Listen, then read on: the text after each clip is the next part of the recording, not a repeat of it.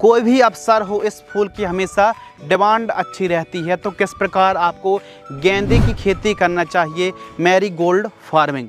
यदि आप भी दोस्तों बरसात पर खेती करते हैं, यानी किस महीने पर आपको प्लांटेशन करना चाहिए, कौन सी वैरायटी का चुनाव करना चाहिए, कौन सी वैरायटी की डिमांड काफ़ी अच्छी है, और कुछ फंगस, कुछ बीमारी, डिजीज़ आते हैं, उनका सही समय पर स्प्रे शेड्यूल चलाएंगे आप, तो बहुत ही आपको अच्छा प्रॉफिट मिलने वाला है। क्योंकि यह जो गेंदे की क्रॉप है ना, यह गेंदे फ्लावर की जो खेती है वो कम लागत पर प्रॉफिट बहुत अच्छा देती है। ज़्यादा आपको खर्च नहीं लगता, ज़्यादा स्प्रे नहीं करना। प्रॉपर आप यदि न्यूट्रिशन सही समय पर सही खादों का यदि प्रयोग कर दिया आपने, तो बहुत ही अच्छा आपको फ़ायदा इस फसल से, इस फ्लावर वाली क्रॉप से अच्छी कमाई आप कर सकते हैं। तो नमस्कार दोस्तों, आप देख रहे हैं the advance agriculture YouTube channel. मैं हूं आपका होस्ट एंड दोस्त शिव कुमार। चलिए शुरू करते हैं। सबसे पहले दोस्तों हम बात कर लेते हैं बेस्ट वैरायटी के बारे में। तो जो सबसे अच्छा उत्पादन देने वाली, सबसे ज़्यादा प्रोडक्शन देने वाली यदि हम वैरायटियों की बात करें, तो इंडस सीड्स की टेनिस बॉल जो वैरायटी आती है, इसके फूल का जो रंग है वो येलो होता है। मार्केटिंग में डिमांड बहुत अच्छी है। कुछ इलाकों पर यह जो टेनिस बॉल है ना, यह मिलती नहीं है। तो इसके अलावा आप चाहें तो इंडस सीड्स की टेनिस बॉल के अलावा एक और वैरायटी आती है, इंडस सीड्स की लिरिल येलो जो वैरायटी आती है दोस्तों, इसका फूल कुछ इस प्रकार होता है, येलो होता है, यानी पैदावार में भी यह वैरायटी सर्वश्रेष्ठ है। इसके अलावा यदि हम बात करें तीसरे पायदान पर जो वैरायटी रखी है, नामधारी सीड्स की अफ्रीकन मैरीगोल्ड डबल ऑरेंज। बहुत अच्छे फूल लगते हैं, लेकिन इसके फूल का रंग ऑरेंज होता है। ऑरेंज की डिमांड है, तो फिर आप इस वैरायटी को लगा सकते हैं। इसके अलावा हाईवेज कंपनी की जो राशि की आती है ना, सुप्रीम येलो, यानी उच्चतम येलो कलर होता है, उच्चतम इसकी पैदावार है। और हाईवेज की जो सुप्रीम वैरायटी है दोस्तों, इस वैरायटी को आप लगा सकते हैं। तो 4 किस्मों के बारे में हमने बात करी। चारों की चारों वैरायटी बेस्ट, सर्वश्रेष्ठ है। क्योंकि इसका जो फूल है ना, वो काफ़ी ज़्यादा मतलब आकर्षित होता है, काफ़ी अट्रैक्टिव होता है, और काफ़ी कलरफुल होता है, और काफ़ी अच्छे से खिलता भी। साइज़ काफ़ी बड़ा आता, काफ़ी बढ़िया आता है, जो कि मार्केटिंग डिमांड करने में समस्या नहीं आएगी यदि आपने इन किस्मों को लगाया है। तो इन वैरायटियों को आप लगा सकते हैं। यदि हम बात करें टाइमिंग की, तो टाइमिंग जो है, समय बरसात के लिए आप जुलाई से अगस्त महीना, यह जो 2 महीने हैं जुलाई और अगस्त के, इन महीनों पर यदि आप प्लांटेशन करेंगे तो आने वाले समय पर रेट, क्योंकि कोई भी अवसर हो आपको अच्छा ही प्रॉफिट मिलने वाला है। भारत जैसी डिमांड में इस फूल की डिमांड 12 महीने बनी रहती है। हर समय 30 त्यौहार, कोई ना कोई त्यौहार हमेशा आता रहता है। तो आप जुलाई अगस्त पर लगा सकते हैं बरसात के लिए। गर्मियों के लिए फरवरी से मार्च है, और सर्दियों के लिए अक्टूबर नवंबर महीने पर आप लगा सकते हैं। प्रति एकड़ प्लांट्स की बात करें तो 1 एकड़ में आपको 12,000 से लेकर 13,000 पौधे लगाना चाहिए। डिस्टेंस के हिसाब से जो प्लांट रिक्वायरमेंट है वो कम ज़्यादा भी हो सकती है। तो बात करते हैं बेसल डोज, यानी जब आप प्लांटेशन करते हैं, बेड तैयार करते हैं, तो उस समय जो आपका बेसल डोज प्राइमरी न्यूट्रिएंट, इस समय आपको दोस्तों गोबर की खाद 4 ट्रॉली और SSP single super phosphate powder form वाली आपको लेना है 100 किलोग्राम। इन सभी को मिक्स करना है, और प्लांटेशन करते समय आपको प्रयोग करना चाहिए। खेत की तैयारी, बरसात के लिए खेती कर रहे हैं तो खेत की तैयारी अच्छी तरीके से कल्टीवेटर चलवा करके एकदम मिट्टी को ठीक तरीके से रोटावेटर की मदद से, हैरो की मदद से मिट्टी को भुरभुरी करा लीजिए। एकदम अच्छे तरीके से मिट्टी को तैयार करा लीजिए। खेत की चारों साइड साफ सफाई रखिए, और बेहतरीन तरीके से अब जो सॉइल है इसकी पीएच वैल्यू 5.5 से 6.5 तक चल जाती है। 6 से अधिक है तो फिर जिप्सम प्रयोग आपको करना पड़ेगा, या फिर सल्फर का आपको प्रयोग करना पड़ेगा।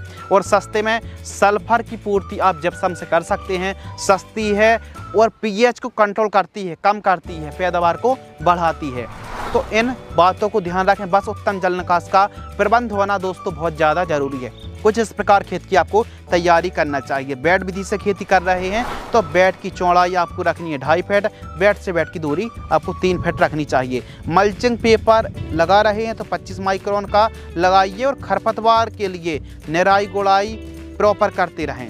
निराई गुड़ाई ही ज़्यादा ज़रूरी है, क्योंकि साफ़ सफाई के लिए खरपतवार नाशक का स्प्रे ना करके निराई गुड़ाई मजदूरों की मदद से करें। और जो डिस्टेंस पौधे से पौधे की दूरी आपको 1.5 फीट रखनी है, लाइन से लाइन की दूरी 4.5 फीट रखनी चाहिए। सिंगल लाइन पर प्लांटेशन करना चाहिए। गेंदे फूल का यदि इस हिसाब से यदि प्लांटेशन आप करते हैं तो पैदावार बहुत अच्छी आपको मिलने वाली है। इस फसल पर ड्रिंचिंग करने की आवश्यकता नहीं होती है, यानी कुल मिला के ओवरऑल फ़ायदा अच्छा देती है। और बात करें सिंचाई की, तो यदि बरसात ना हो रही हो तो 8 से 10 दिनों के अंतराल पर सिंचाई करना चाहिए, लेकिन गर्मियों के दिनों पर 5 से 6 दिनों के अंतराल पर, 4 से 5 दिनों के अंतराल पर सिंचाई करनी चाहिए, भूमि के हिसाब से कैसी आपकी सॉइल है। इसके अलावा सबसे महत्वपूर्ण टॉपिक प्लांटेशन हमने कर दी, वैरायटी का चुनाव कर लिया। सबसे महत्वपूर्ण जो टॉपिक है दोस्तों वो है स्प्रिंग शेड्यूल, यानी हमारे मैरीगोल्ड जो फ्लावर है, गेंदे का खेत है, इस पर कौन कौन सी समस्या आती, बीमारी आती, रोग डिजीज़ आती हैं समझिए।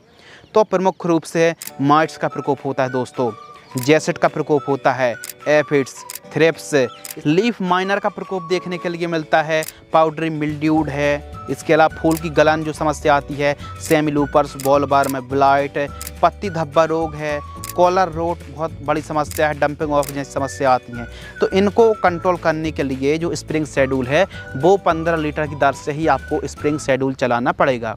इससे लगने वाले रोग, बीमारी, डिजीज़ को कंट्रोल कर पाएंगे, फ्लावर की संख्या बढ़ा पाएंगे और एकदम आपकी स्वस्थ फसल हरी भरी रहने वाली, ज़्यादा से ज़्यादा फ्लावर की संख्या देखने के लिए मिलेगी।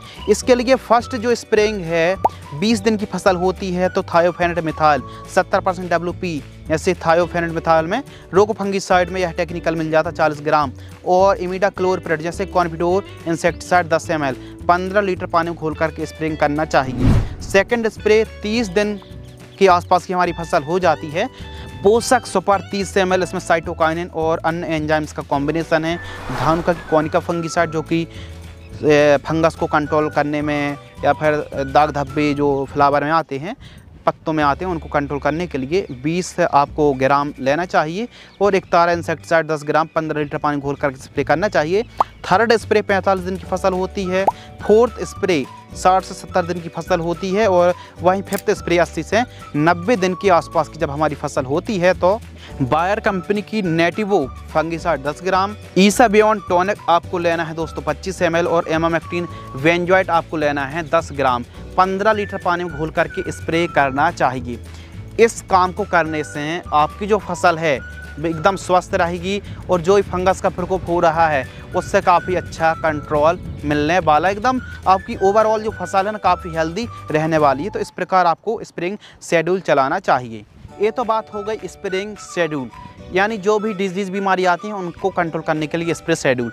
यदि हम खाद शेड्यूल की बात करें, समय समय पर खाद देना भी जरूरी है यदि अच्छी एक पैदावार निकालना चाहते हैं, वरना नॉर्मल तरीके से भी गेंदे को लगा देंगे तो फूल तो आ ही जाएंगे, लेकिन बात आती ना एक अच्छी पैदावार, एक अच्छी कमाई, एक अच्छी आमदनी, तो प्रॉपर न्यूट्रिशन मैनेजमेंट तो करना ही पड़ेगा। इसके लिए यदि आप साधारण तरीके से खेती कर रहे हैं तो फर्स्ट खाद जब हमारी फसल 20 दिन के आसपास की फसल होती है तो अमोनियम सल्फेट 10 किलोग्राम, सरसों की खली 20 किलोग्राम और गन्ने का गुड़ 2 किलोग्राम 200 लीटर पानी में घोल करके सिंचाई के साथ प्रयोग करने से एकदम बूम पकड़ते हैं फ्लावर।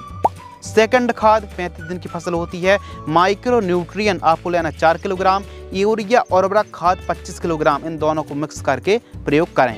तीसरी खाद थर्ड कॉम्बिनेशन 50 से 55 दिन की फसल होती है तो ह्यूमिक एसिड लेना है, सागरिका लेना है, बोरॉन और यूरिया, इनको मिक्स करके प्रयोग करें। वहीं फोर्थ खाद जब हमारी फसल प्लांटेशन 70 से 80 दिन के आसपास की होती है तो 70-80 दिन की फसल में कैल्शियम नाइट्रेट आपको लेना 10 किलोग्राम और अमीनो एसिड जो पाउडर आता है ना, अमीनो एसिड 500 ग्राम, इन दोनों को मिक्स करके 1 एकड़ में जड़ों से 3 से 4 इंच दूर जड़ों के पास देकर सिंचाई करना चाहिए।